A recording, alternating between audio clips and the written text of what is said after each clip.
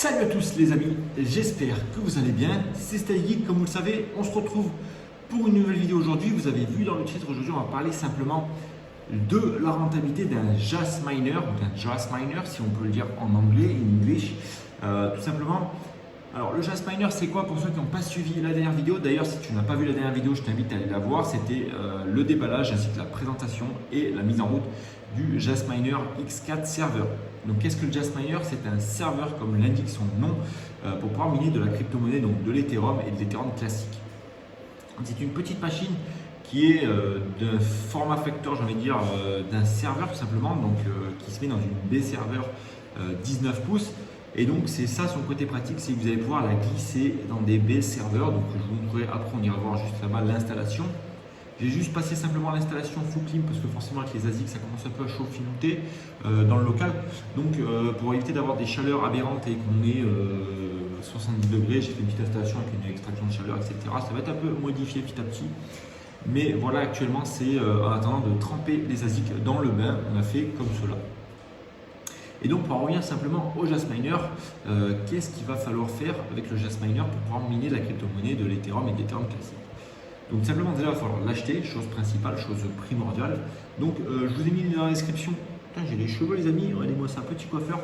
Je vous ai mis dans la description le lien Telegram avec le serveur, enfin le canal Telegram où je mets un peu des actualités etc. Voilà, c'est en train d'avancer petit à petit avec le Jasminer. Et donc vous pouvez suivre toute l'actualité dans ce petit canal là. Donc simplement, qu'est-ce que le Jasminer? Jasminer c'est un serveur de minage de crypto-monnaie, dédié aux crypto-monnaies, mais ultra efficient les gars, vous n'allez jamais pouvoir trouver plus efficient que ça à l'heure actuelle où je vous parle. Le Jasminer, le X4, donc il sort à peu près 520 mAh non overclocké pour 240 watts, plus ou moins 10%. Donc on arrive à des hauteurs jusqu'en pic à 260-270 watts, mais ça reste plutôt contrôlé, on est sur 240, 250 watts, 230 watts, enfin ça varie un petit peu. Alors, une fois que vous avez BIOS modé la machine, là, comme j'ai pu faire, je vous montre après, le BIOS mode, la mise en route, etc., c'est ultra facile. Vous n'avez rien besoin de plus compliqué, c'est comme un ASIC. Donc, vous récupérez votre adresse IP, vous le mettez, vous arrivez sur la page de Jasminer, enfin de l'interface. Et pour overclocker, je vous montre après, mais voilà, vous avez un bouton à cliquer, vous redémarrez la machine. C'est un peu long, elle prend une demi-heure à redémarrer, mais c'est assez simple, vous n'avez rien besoin de toucher derrière. Ensuite, en termes d'overclock, quand on va appliquer l'overclock, on va pouvoir remarquer une différence. Donc la machine va prendre jusqu'à 150, 180 mAh en plus. Bien sûr, c'est des variables, ça monte, ça descend. Voilà, il faut prendre une moyenne sur 24 heures. Et là, je vais vous montrer après, mais là je vais vous redire. Alors simplement sur une moyenne sur 24 heures. Donc sur une moyenne sur 24 heures, moi j'ai un de mes Jasminer, parce que du coup j'en ai commandé 4. Enfin, j'en avais un, j'en ai recommandé 3. Donc il y en a 3 qui tombent sur l'Ethereum et un qui tombe sur l'Ethereum classique. Donc tout simplement, pour faire simple, donc un Jasminer qui a fait une moyenne sur 24 heures, il a fait une moyenne sur 630 mAh sur 24 heures alors qu'il est donné pour 520 mAh de base. Ensuite, on a un autre qui est censé donner une moyenne, donc il est vendu pour le prix de 520 mAh, donc il a fait une moyenne de 589 mAh sur 24 heures. Et ensuite, on a le petit, le Jasminer X4 1C je crois, ou UC peut-être, je ne sais plus exactement la référence, je vais voir ça tout de suite. Parce que c'est vrai qu'ils ont 3 produits, mais leur nom, voilà. Donc c'est le Jasminer X4C. Et donc celui-là, il est vendu pour 450 mAh. Alors ce qui est marrant, c'est qu'une fois qu'on l'overclock, là, si j'ai les moyennes sur 24 heures, quand on fait la moyenne sur 24 heures, au lieu de tourner à 450 mAh, il était plus autour des 580 mAh. Donc c'est plutôt puissant, c'est plutôt intéressant comme machine. Et je vais vous montrer ça tout de suite. Donc là les amis, comme je vous disais, on se retrouve sur l'interface directe de Jasminer. Alors je vous montre un peu sur le côté, bougez pas. Voilà comment ça se présente sur le côté. Donc vous avez ici donc aperçu, donc là si vous allez avoir du coup le Jasminer, la version du Jasminer, est-ce qu'il faut la mettre à jour ou pas. Là dans statut, donc vous avez depuis quand il tourne, donc là je les ai redémarrés parce que j'ai modifié l'installation comme je vous disais tout à l'heure. Ensuite on va avoir ici du coup les pools, l'adresse de réception ici là avec le nom du coup de votre machine ici. On va voir est-ce qu'elle est ici, on va voir est-ce qu'elle est en cours d'utilisation ou est-ce qu'elle est morte par exemple. Et ici on va avoir combien on a fait de share, combien on a fait d'accepter, combien on a fait de rejeter. Donc celui-ci, c'est mon premier geste mineur que j'ai reçu il y a maintenant 10 jours. Hein. Donc très satisfait de la machine. Franchement, il n'y a rien à dire de ce côté-là. Ultra pratique, ultra stable, pas besoin de s'en occuper toutes les 5 minutes. Vous le branchez, c'est fini, ça tourne. Là, vous voyez que j'avais ce geste mineur là qui tournait depuis 7 jours sans aucune coupure. Donc c'est plutôt très intéressant. Donc là, voilà, on met à jour tranquillement. Voilà, donc là normalement ici vous avez le taux de hachage, mais uniquement moi je ne l'ai pas parce qu'en fait je suis sur la poule de TrueMiner et il est conseillé d'utiliser la poule de F de poule pour justement avoir toutes les statistiques directement en prise en main. Ensuite du coup là vous avez dans l'interface Miner, vous avez toutes les poules à configurer, donc là c'est vrai qu'il faut que je configure les deux autres poules, je ne les ai pas encore configurées, au cas où si la première poule tombe en panne, on a toujours la deuxième qui sera disponible.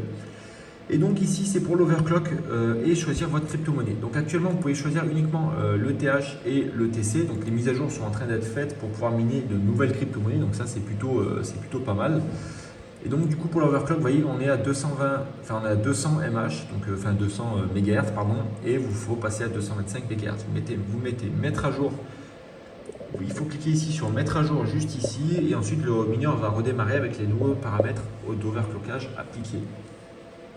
Donc ensuite vous avez réseau, administrateur, enregistrer, améliorer, vous avez tous les logs pour suivre justement ce qui s'est passé. Vous avez la température, vous avez la vitesse des ventilateurs juste ici et voilà, vous avez juste ça à modifier en fait ici dans mineur. Vous appliquez juste votre adresse, votre adresse de pool et l'adresse de réception avec le nom de votre mineur et puis vous pouvez retrouver vos mineurs directement sur TrueMiner comme ici. Donc vous voyez que là les JAS miners sont ici, hein, sont en train de tourner, hein, vous voyez. Attendez, ici, donc JAS 4, JAS 4 2, JAS 4 3, ils sont là. Et là, on a tous les rigs qui me restent. Il me reste 3 rigs, malheureux rigs. Et donc, c'est là où je trouve c'est fou, c'est qu'on arrive à condenser beaucoup de rigs dans des grosses machines comme ça. Donc ensuite, au niveau de la rentabilité, on va y venir tout à l'heure. Là, je vais aller vous présenter du coup la petite installation. Et puis, les amis, à m'excuser à l'avance, hein, parce que du coup là, on est sur une installation qui fait pas mal de bruit.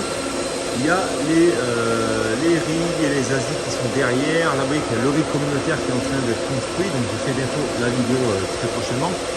Et voilà, en tout cas, merci à tous les partenaires qui sont en train de participer. La vidéo arrive très bientôt, les amis. Ça arrive, ça met du temps, mais ça arrive. Donc, voilà les 4 JAS mineurs qui sont en train de tourner. Donc, vous voyez, j'ai vu juste ici. Tout simplement parce que dans cette petite pièce là ça chauffe avec surtout les ASIC qui font énormément de chaleur.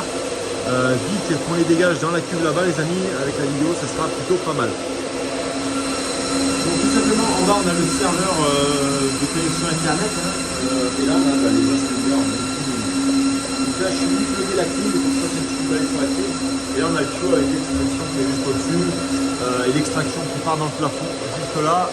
Et dans ce plafond-là, on a un extracteur qui part pour cracher en fait l'air tout là-bas au fond, parce que le plafond, vous voyez que l'épaisseur qu'il y a, c'est plutôt énervé, il y a 40 cm. Donc j'ai mis la gaine avec un extracteur qui aspire, qui crache là-bas dans le plafond. De toute façon, il y a 4 sorties d'air dans le faux plafond, juste en haut, pour dégager l'air à l'extérieur.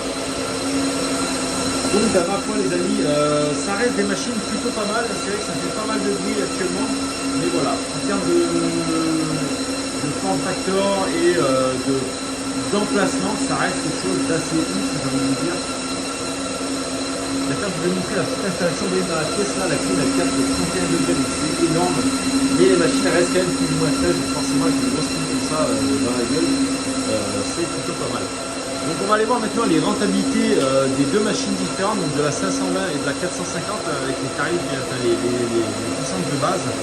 Et ensuite on fera avec un léger overclock. C'est parti. On se retrouve actuellement pour les rentabilités, pour savoir à peu près ce qu'on peut gagner avec un JAS mineur. Donc là, on va parler en premier du JAS mineur, du coup le X4C, donc celui-là qui sort 450 mAh non overclocké, avec une moyenne de consommation d'énergie de 240 watts. Donc en euros, il nous revient à 6 399 € ce JAS mineur avec la livraison, etc. Donc ce qui reste un tarif assez concurrentiel pour 450 mAh. Au niveau de l'électricité, comme je l'ai dit, c'est 240 watts de consommation ici.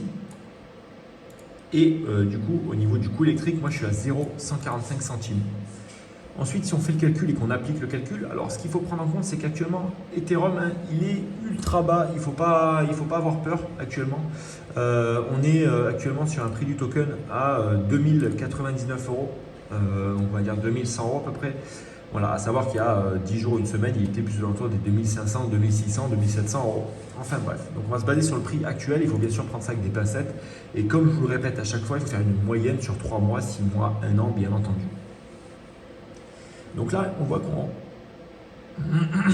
qu'on va simplement rapporter 417 euros brut de revenus par mois avec un coût en électricité de 25 euros. Donc ça, je parle bien entendu pour moi. Et ensuite, on va avoir un revenu net de 392 euros et 74 centimes. Alors tout simplement, si vous faites le calcul de 392 euros mensuels et vous divisez 6399 euros, donc le prix d'achat par le revenu net, vous allez payer votre machine en 16 mois. Alors après, bien sûr, c'est à prendre, comme je vous l'ai dit encore une fois, c'est à prendre avec des pincettes, puisqu'actuellement l'Ethereum il est très bas, donc forcément on mine beaucoup moins en euros, et forcément si le cours remonte, et bien, on va miner un peu plus en euros. Donc tout simplement, on aura une machine qui va être rentabilisée en 16 mois. Ensuite à cela, comme plein de monde l'ont dit, chacun fait comme il veut, s'il veut, surtout que c'est des machines là qu'on va tout simplement payer en crypto-monnaie. Et donc là, c'est ce qui est intéressant, c'est que du coup, c'est pas mal si vous avez déjà mis de la crypto-monnaie auparavant, vous allez pouvoir directement payer et utiliser en USDT votre machine. Donc ça, c'est plutôt intéressant. Donc ça, c'est pour la première. Ensuite, pour la deuxième qui fait 520 mAh, donc après, c'est bien sûr, c'est des tarifs de base, parce que là, on n'a pas appliqué d'overclock. Si actuellement, on applique un overclock à 500, allez, on va dire 530 mAh pour faire une moyenne assez basse de puissance, vous voyez que tout de suite, on va gagner un peu plus, on va être plus aux alentours, on va gagner 60 euros de plus mensuellement. Au niveau de l'électricité, ça ne bouge pas puisque la consommation reste très maîtrisée avec cette machine-là.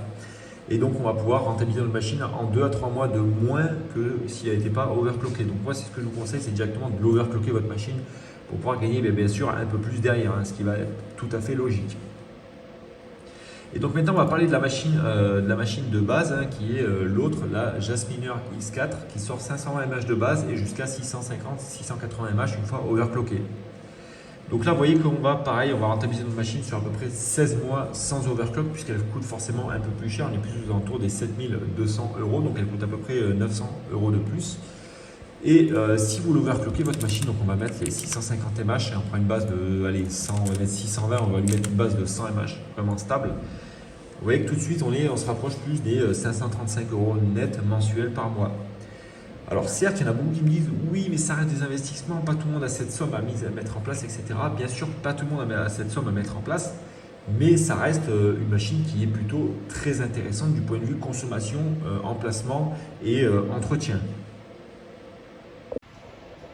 Donc c'est pour ça les amis, je vous fais le petit point FaceTime parce que je sais que c'est un peu plus agréable. Vous voyez que je me suis mis en tenue pour aller faire muscu juste après, histoire de me détendre un peu les neurones de cet environnement assez bruyant.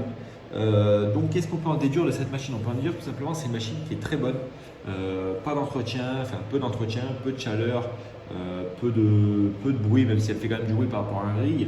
Au niveau de l'emplacement, forcément elle prend beaucoup moins d'emplacement qu'une machine normale, traditionnelle, un rig de même puissance. Surtout au niveau de l'électricité, ça reste ultra intéressant. C'est là où beaucoup de gens ne comprennent pas en fait, c'est que pour la même valeur, la même puissance, un rig, moi j'ai un rig qui fait à peu près 492 510 mAh avec la 3080, la 3070, la 3070 dont elle est chère.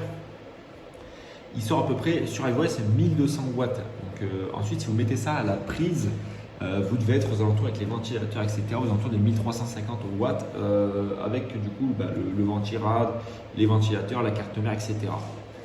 Donc on est à peu près 6 fois moins, on a à peu près 6 fois moins de consommation sur un rig de même puissance que sur un Jasminer. Donc si vous n'allez pas pouvoir miner tous les mêmes algorithmes qu'avec un rig, c'est pour ça qu'il faut se diversifier. Ce que je vous dis depuis le début, c'est qu'il ne faut pas avoir tout avec des rigs, il faut se diversifier. C'est ce que j'ai compris moi, je fais derrière.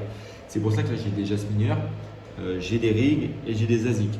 Et donc c'est là où c'est intéressant, c'est la diversification les amis.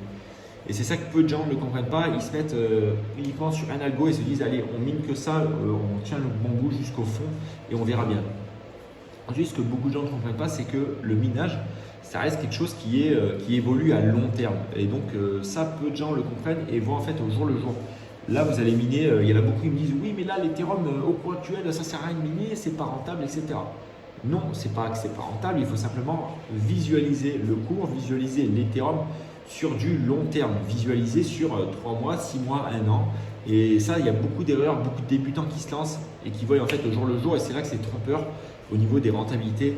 Et donc là, vous voyez qu'on a fait les rentabilités sur un cours qui était extrêmement bas. Si je prends la vidéo dans 2 mois avec l'Ethereum, il est à 4000 euros par exemple, et bien forcément, il y a beaucoup de gens qui vont me dire bah, tiens, c'est beaucoup plus rentable que ce que tu nous avais dit, tu nous as menti. Non, c'est tout simplement qu'il faut voir ça à long terme. Il faut prendre ça avec des pincettes, il faut faire des estimations avec un cours qui est haut, un cours qui est bas, et c'est une moyenne, comme je vous dis dans toutes les vidéos, ça reste une moyenne à faire sur l'année. Donc en tout cas, j'espère que cette petite vidéo vous a plu sur le petit retour des Jaspiners. Moi en tout cas, je suis très content de ces machines. Pour être sincèrement très honnête avec vous, je suis très content. Voilà, je compte en racheter encore une ou deux suivant comment ça évolue, parce que ça reste des très bonnes machines. Puis ma B serveur, il faut y aller, il faut mettre encore 2-3 machines dedans. Voilà. En tout cas, c'était un plaisir de faire cette petite vidéo avec vous aujourd'hui. Moi, je vous dis à demain pour une nouvelle vidéo. C'était Stay Geek. Ciao.